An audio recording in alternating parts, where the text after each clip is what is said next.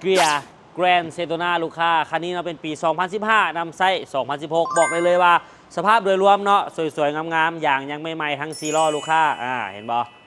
กระแจรถเนาะได้มาเป็นกระแจคีเลสลูกค้าปิดกดปิดเปิดหรือว่ากดล็อกปลดล็อกได้อยู่ประตูเนาะแล้วแต่เฮาสะดวกเลยลูกค้านี่ไฮไลท์เนาะประตูไฟฟ้า2ข้างลูกค้าฝาท้ายก็เป็นฝาท้ายไฟฟ้าเนาะกดปิดเปิดผ่านรีโมทหรือผ่านประตูได้แล้วแต่สะดวกเลยลูกค้าตัวนี้เนาะเอาไปฮับแขกได้เอาไปใส่ครอบครัวได้แล้วแต่เลยเนาะช่วงนี้แขกต่างประเทศเนาะเพิ่นเข้ามาเที่ยวหลายตัวนี้ถือว่าเอาไปฮับแขกถือว่าได้เรื่องเลยนี่ทั้งหลังกว้างขวางเนาะใส่กระเป๋าได้หรือว่า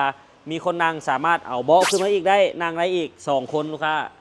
ตัวนี้เป็นเบาะเด้อนี่ประตูไขได้2ข้างเนาะมักรุ่นนี้ที่ว่ามันขายได้2ข้างเนาะเพราะว่าขึ้นง่ายลงง่ายทั้ง2ฝากเนาะแล้วแต่สะดวกเลยนี่ทั้งหน้ากับเบาะใหญ่ๆนั่งทับสะดวกสบายเบาะไฟฟ้าจะเป็นเบาะไฟฟ้าเบื้องคนขับเนาะเบื้องคนซ่อนจะเป็นเบาะธรรมดาลูกค้านี่แกออโต้ปุ่มสตาร์ทเนาะนี่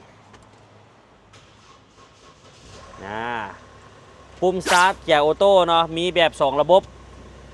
ลิ้นแบบแมนนวดได้ขึ้นภูลงห้วยเปลี่ยนเกียร์ลงเกียร์แล้วแต่สะดวกเนาะแล้วก็มีระบบอีโคที่สามารถปิดเปิดได้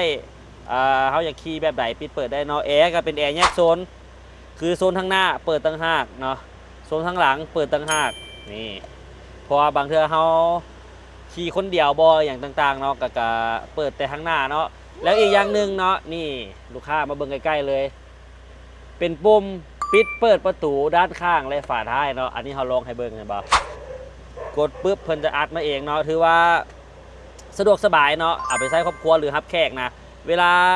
ส่งครอบครัวส่งลูกส่งเต้าส่งพี่น้องส่งหยังกะยาไปห้องทำโรงเรียนไปใส่กะยาเนาะขึ้นง่ายลงง่ายโดยที่เขาบ่ต้องไปไขประตูคือเด็กน้อยเขาต้องได้ลงไปไขประตูบ่แต่นี่บ่ต้องลงเลยเนาะกดเอาเลยแล้วก็ไขได้เลยเนาะผมไลน์มัลติฟังก์ชันลูกค้านี่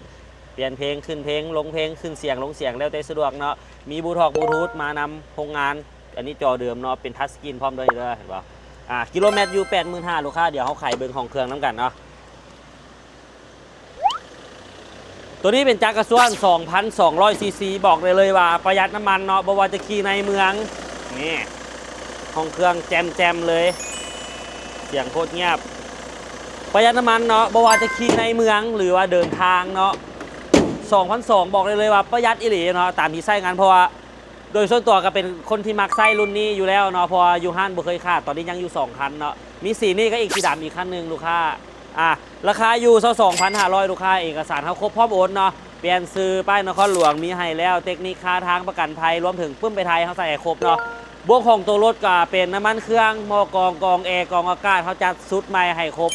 บอกเลยว่าซื้อปุ๊บน้ำเฮาเนาะมีแต่เอาวิกี้อย่างเดียวบ่ต้องให้อย่างตื่มแล้วเนาะสำหรับใครพาคนมาซื้อก็เอาไปเนาะเริ่มต้นคันละ5 ล้าน10 ล้านเนาะมีลูกค้ามีคนอยากได้สนใจเนาะสามารถทักมาเขาได้เนาะล้มกันรายละเอียดเนาะท่านเขาตั้งอยู่บ้านหนองพญาลูกค้าต่อหน้าวัฒนาต่อหน้าบิ๊กซีหรือว่าหนองพญาติดกับห้อง11เนาะไกลไปไกลมาแวะเวียนเบิ่งน้ำกันได้เนาะราคาต่อรองกันได้คือฮาบ้าเนาะมีเงินไขการซื้อการขายเนาะได้ล้มกันบอกว่าจะเป็นซดพรเทิร์นเข้ามาล้มกันได้ลูกค้าเด้อใครสนใจเนาะจัดกันเข้ามาเลยเกียร์แกรนเซโดนาคันนี้ป้ายงามๆ